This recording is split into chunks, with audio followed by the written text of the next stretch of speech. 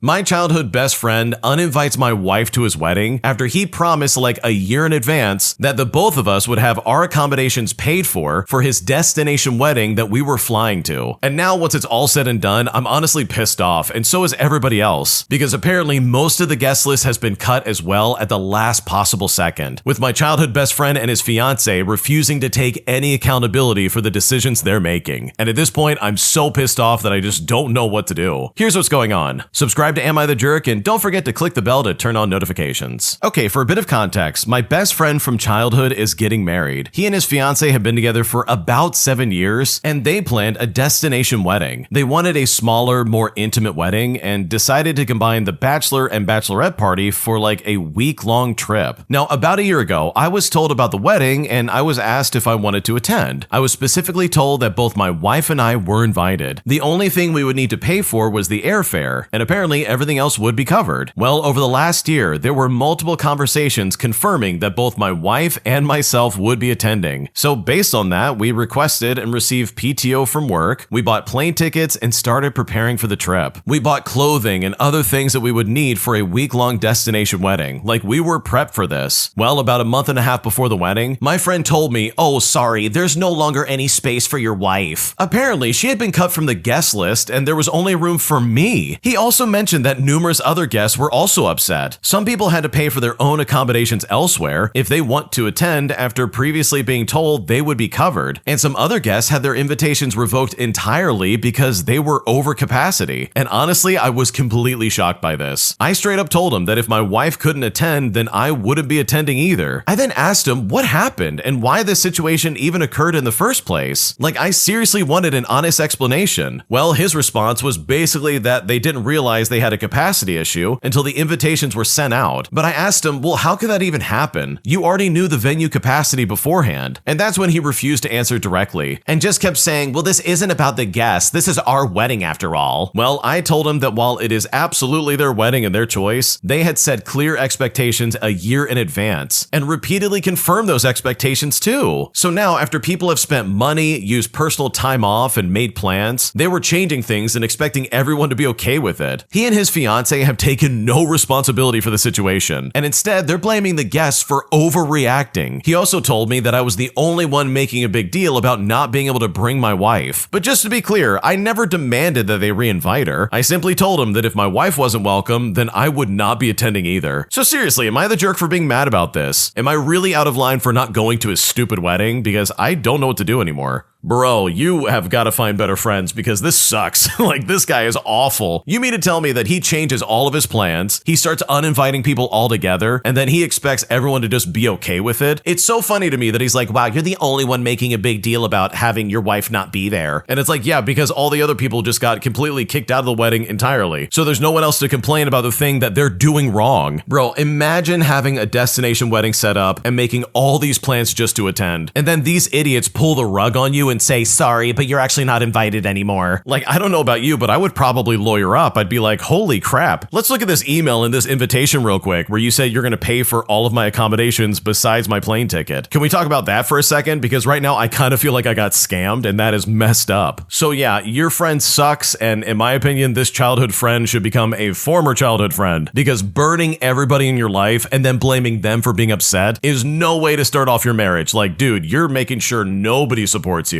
Like, this is a terrible first impression of the way you two are going to act, and I would honestly want nothing to do with them ever if they did that to me. Subscribe to Am I the Jerk if you're loving what we're doing, but also please check out Am I the Genius. They're going to be linked down below in the description. They're doing some awesome work. We love them and we would love for you to check them out. But also, I love the fact that you guys are connecting with the stories we're sharing. In fact, a user by the name of Curly Fry actually left a comment that I wanted to highlight. In response to one of our videos, they basically said, like, when it comes to sharing locations as a couple, they do want their boyfriend's location, not to be like nosy, but to know that they're safe. And honestly, I've never really looked at it from that perspective, but it does make sense. Like me personally, I'm very much against sharing locations. I think it's obnoxious and it's just going to cause problems. But I really appreciate this perspective too, because sometimes you just want to know your loved ones are safe and taken care of. And I love that perspective. Like you just want them to be safe and you're not going to force it on them, but you just want to make sure that if things are going down, you know where they're at and you can help them out if needed. Also, please, if you'd like to submit your own stories, go to AmITheJerk.com/submit. It's the best place to go on the internet if you want to share your experiences with the world. And with that, let's get to the next story. An entitled jerk gets banned from the bicycling association I'm a part of after he literally caused multiple accidents and hurt a lot of people. But despite this guy still tries to fight it and tries to appeal to them as if he did nothing wrong. But thankfully, despite all the mounting evidence against him that he tried to deny, this guy got banned, and thankfully everyone else was much safer because of that. Here's what happened. Years ago, when I was very active in bicycle racing, I got involved in some incidents with the most entitled and delusional person I've ever encountered. And I simply just had to share the story here. Bike racing is an inherently dangerous sport, and so there are rules and regulations in place to regulate dangerous behavior. When you first get a racing license, you start in the beginner category, and you work your way up through the system, not just by obtaining good race results, but also by having other riders vouch for your safe technical ability. Dangerous riders are subject to regulation or disqualification in races, or even a license suspension for serious cases. I was racing in a category for experienced racers over the age of 35 in Colorado. It was a fast but definitively non-elite category, meant for people who raced as a hobby on weekends but had full-time jobs and families to attend to for the rest of the week. Most of the races are criteriums, which involves a lot of high-speed cornering and position battles, leading to an eventual sprint finish. There's usually a race being held somewhere around the state during the warm months, but most of them are in the Front Range communities, places like Denver, Boulder, Colorado Springs, etc. So anyways, a guy starts showing up at races periodically that only a few people really knew. He's from Summit County in the mountains,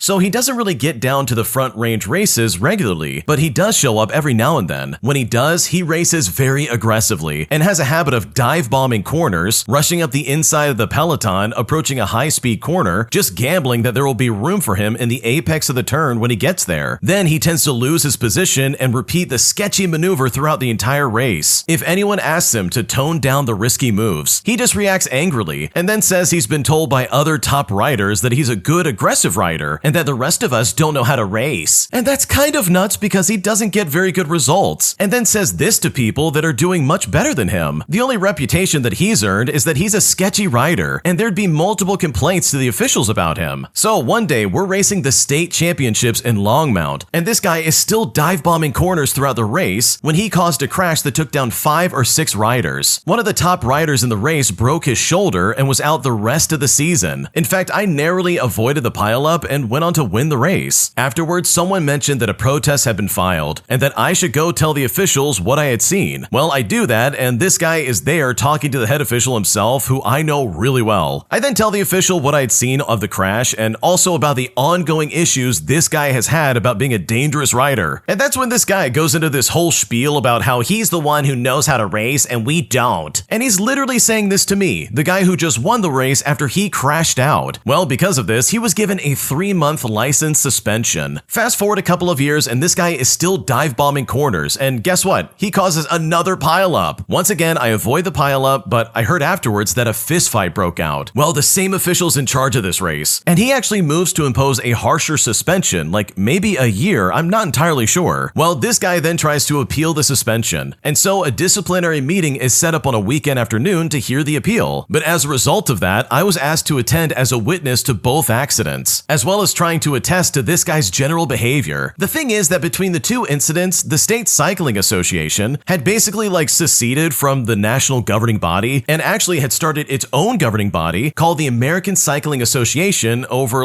basically political differences. So basically, we're all just a bunch of volunteers giving up a weekend afternoon to deal with this idiot. Well, the guy shows up to the disciplinary meeting with a teammate who came to act as his counsel and argue his case. I don't know if he was a lawyer in real life, but he was was definitely acting the part. Their entire defense is that this guy is just a good, aggressive writer, and that nobody properly appreciates that. Then they drop the bombshell claim that the previous organization's suspension never even happened, and can't even be taken into account for this new group that's basically running things around here. Well, the council actually said that unless documentation from the previous suspension could be presented, then it couldn't be really taken into account. Well, the ruling was that no, we were all there and we remember you. We literally do not need any stupid documentation. You are suspended. And you know what? I think the guy was so self-centered that he never bothered to figure out who anyone else was or what they were doing. I don't think he ever came back after the 1-year suspension, so honestly, it really worked, which I think was better for the safety of pretty much everybody involved.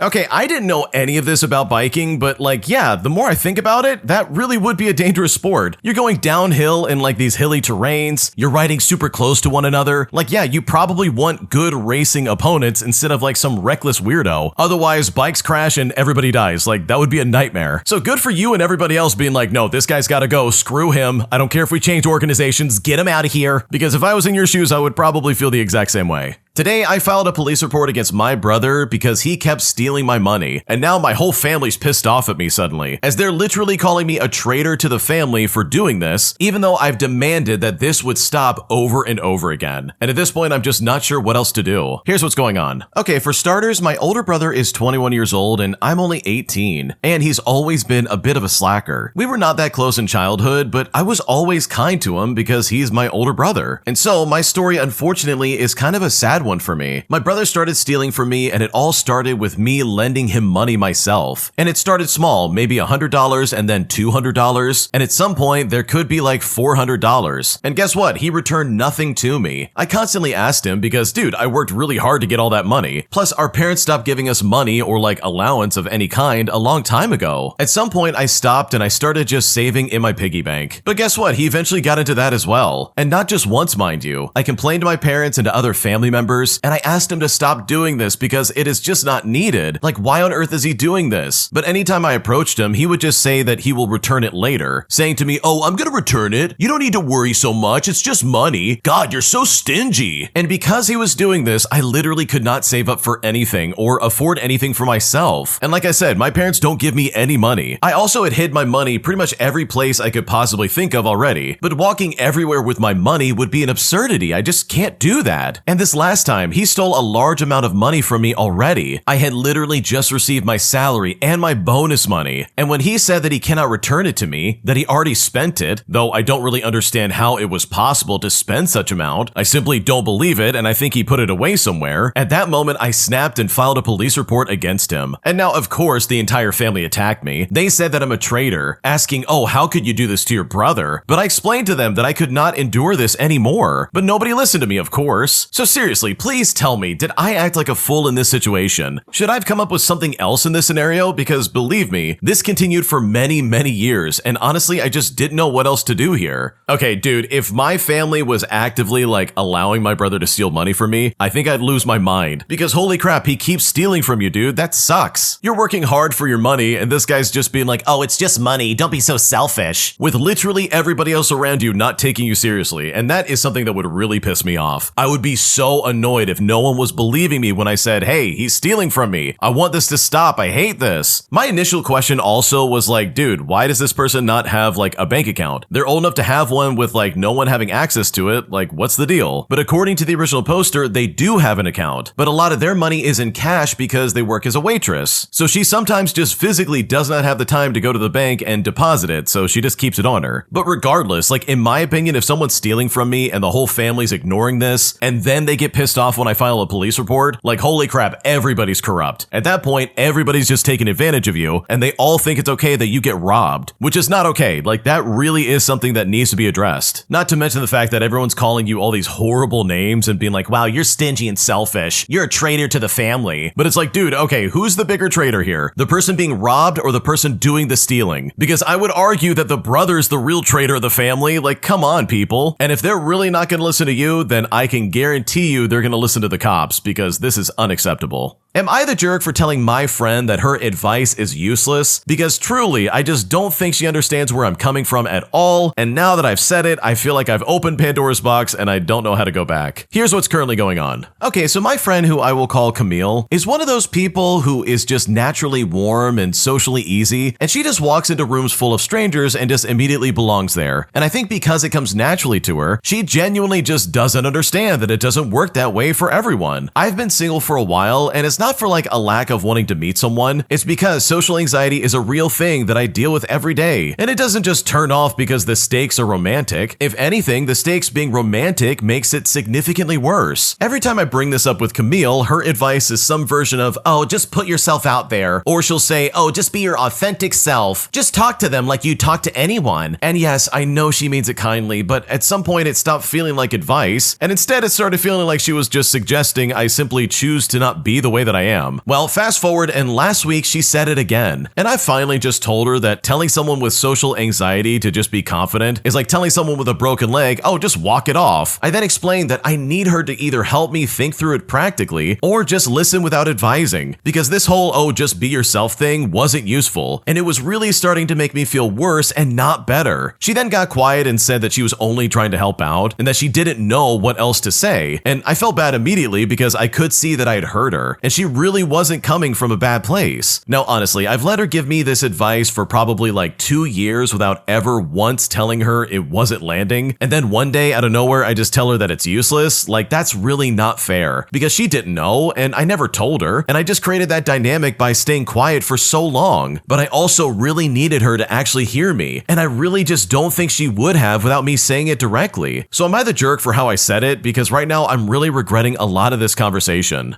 Okay, in my opinion, I think you probably shouldn't be bringing these kind of conversations up with Camille, because obviously she's not giving good advice. Like, seriously, the second she said like, oh, just be yourself, I would have totally tuned out as well, because I've got social anxiety too. And the original poster gets it, dude. It is not something you just turn off on the dime. And yeah, romantic relationships and being in a relationship with a girlfriend or like whatever, like that can be really stressful. It can be hard to get that going and like get the ball rolling. So her saying like, oh, just be yourself, that's all you need to do. Like, yeah, Camille obviously is a social butterfly and everybody loves her. But it's like, dude, the rest of us are like gremlins in the underground trying to be like, hey, does anyone want to love me? I don't know. Am I even approachable? I've cleaned up the dirt. What do you want, bro? I don't know what else to do here. You come to me. I can't leave. No, you come over here. Like, I get it. Trust me, I completely understand where you're coming from. But also on that same note, if I know that a friend is not giving good advice and they're not listening to me and they're not really like, I don't know, helping me where I'm at, then I probably would just enjoy the friendship and keep those kind of things to myself. Because let's face it, some friends are not good at giving advice. They don't know what they're talking about, or they give horrible advice, and then it just completely train wrecks from there. So maybe in the future, just pick people carefully who you really can talk to about this stuff, and make sure that you're getting it from the right people, because sometimes you've got a Camille who just doesn't understand social anxiety, and they're going to give you some advice that's really not going to make sense. My girlfriend is demanding that I pay for 100% of the bills at our house just so she can continue working at a high-end nightclub. But despite the fact that I work as a long-haul truck driver and I'm gone for large amounts of time, right now I feel very confused and very hurt by this, because I really don't know if I'm being unreasonable or if I'm justified in feeling this way. And at this point, I just don't know what to do. Okay, so my girlfriend and I have been dating for about 2 years, and we've been living together for 6 months. And the both of us said that we plan to be together forever. I'm a long-haul truck driver who makes a lot of money, and my girlfriend works as a server at a high-end nightclub and also makes decent money from that, plus a lot of TikToks. Now, the real problem here is that she wants me to cover 100% of the bills and provide for her completely, while she keeps working at the nightclub and stays home doing whatever she wants. But I've told her, hey, if I'm paying for everything, she shouldn't have to work, especially in a risky job with late nights, drunk customers, and everything that comes with a nightclub environment that isn't a forever career. Now, a few times she's come out on the road with me, and that was great. It made the job less depressing and lonely during those stretches, but now she refuses to join me even occasionally. When I ask her about it, she always has excuses like, oh, I have to go to work, even though I'm already covering all the bills. She's even started threatening to leave if I don't pay all the bills, saying that's what real men do. But I feel like this is really one-sided. I'm busting my butt on the road by myself, which is harder and more depressing without her sometimes. And in the meantime, she wants me to support her fully fully just so she can keep her temporary job and stay home? Like, please, make it make sense. But hear me out, like, I really do love her, and I want it to work long term, but I don't think it's fair for me to be the full provider when she refuses to compromise or even build a life together at all. I'm not against her working in general, I just don't get why I should pay 100% so that she can keep a risky job that she doesn't need. And this is all instead of joining me on the road even part of the time when it would actually really help me. So seriously, what do you guys think? Am I being unreasonable here, or is this as one-sided as it feels? Because right now I don't know what to do.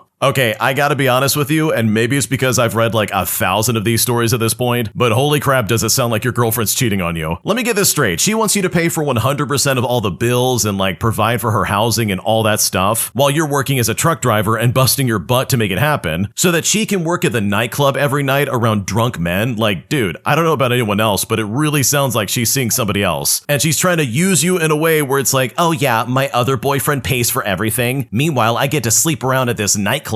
Like, I don't know, I could be wrong, and I have zero evidence to back that up, but holy crap, does it fit the bill, dude. And the fact that she's giving you like an ultimatum saying, oh, if you don't pay all the bills, I'm leaving. Like, in my opinion, the second an ultimatum joins a relationship, that's when we hit a full stop and we gotta like reassess what's going on. Like, that's when it gets serious very quickly. So dude, I don't think you're being unreasonable. It really sounds like she's using you in this situation, regardless of what might be going on when you're not at home. So that in and of itself is a red flag that I think you should definitely investigate.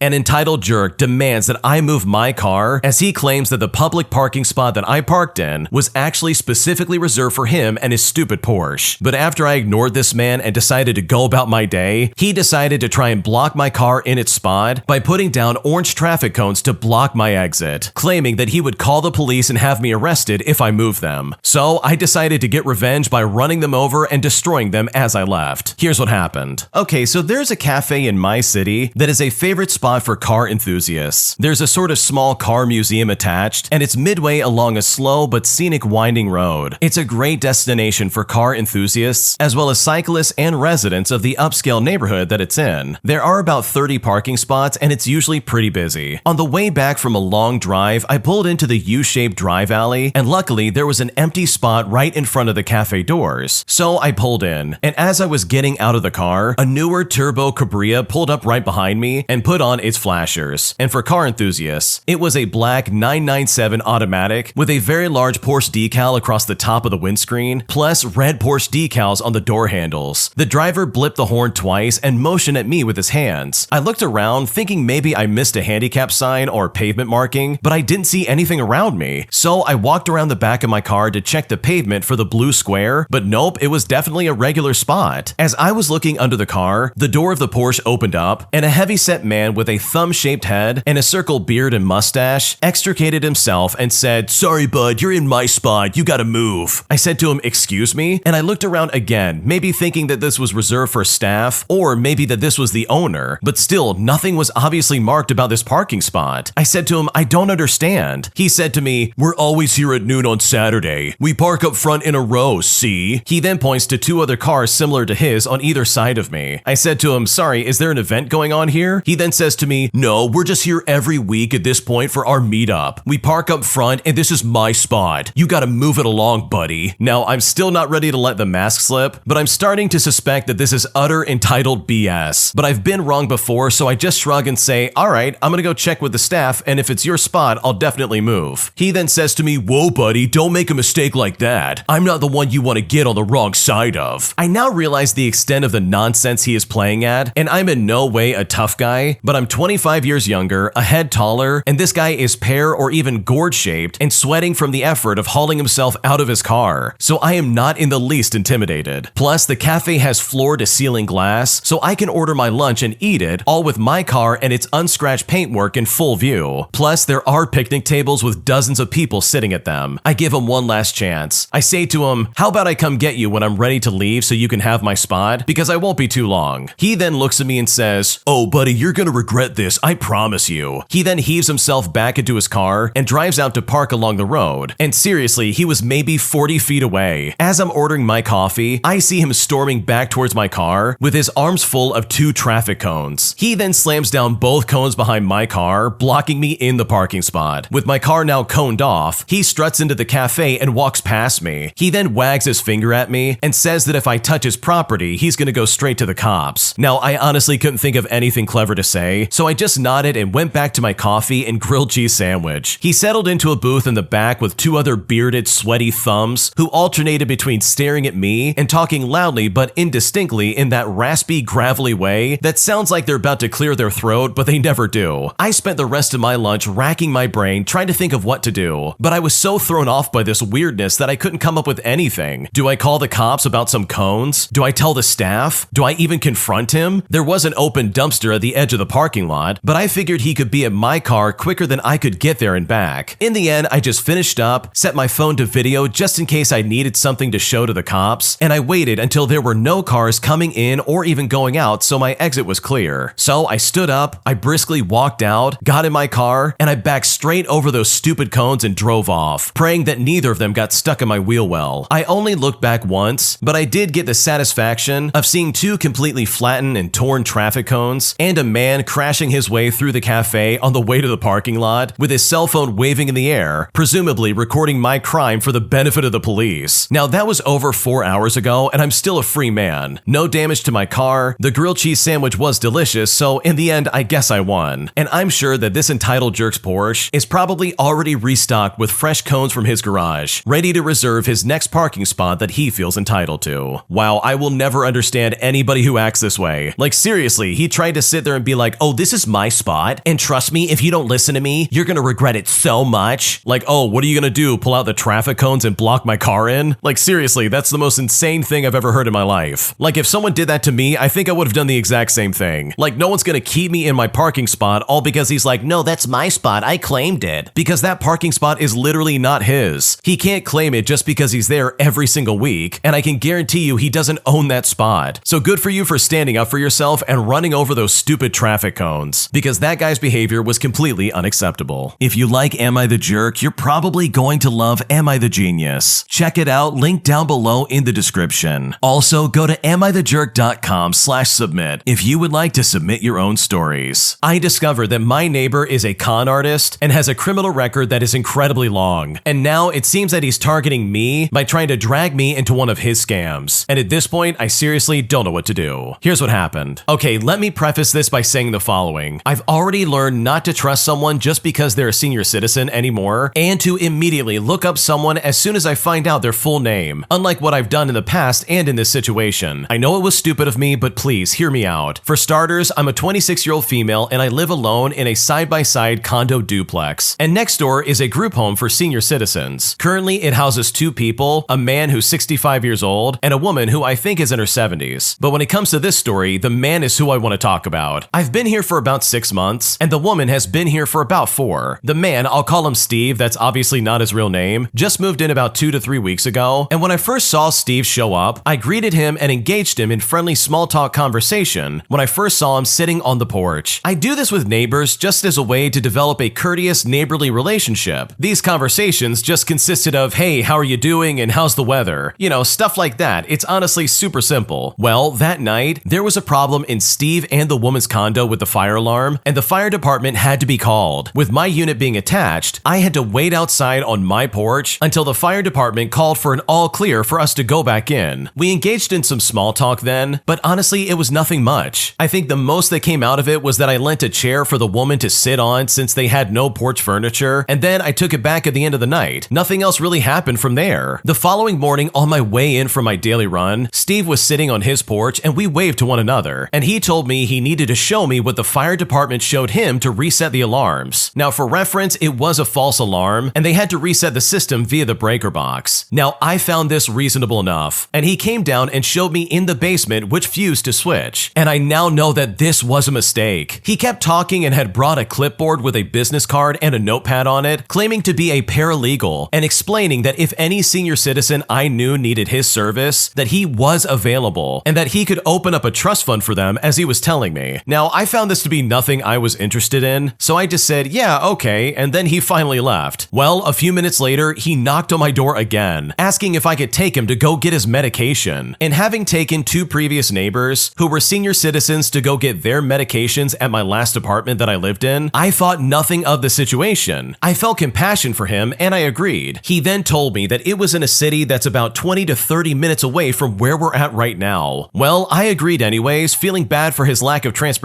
and his heart condition. Now, on the day of, I drove him there without any kind of issue. We ended up talking about some things that we had in common, and I truly find it interesting, enlightening, and fun to talk to mature folks because they have wisdom and knowledge that only comes with experience. We talked about things that were on a deeper level than small talk, but it wasn't anything super intimate. No super personal stuff, just anecdotes about our lives and our mutual interest in what we like to learn about. Stuff like science or philosophy, etc. There was nothing in it you could walk away from the conversation with saying something like, yeah, I really know this person's whole soul and personality. I helped him run a few more errands that day, including the bank and library close to our homes. And when we returned to his house, he asked me inside to meet his roommate's new puppy. And honestly, it was all good. Fast forward and a few days go by, and Steve asked me to take him to the library. And I'm thinking he means the very same library that we visited close to our houses a few days ago. So I just agreed. He wants to look something up on the computer, and once we're ready to go, he drops it on me last minute that he actually wants to go to the library that's again 30 minutes away. And before we leave, he's talking about the trust fund thing again and gives me documents and a DVD about how a birth certificate is really a government bond that will allow you to open up $1 million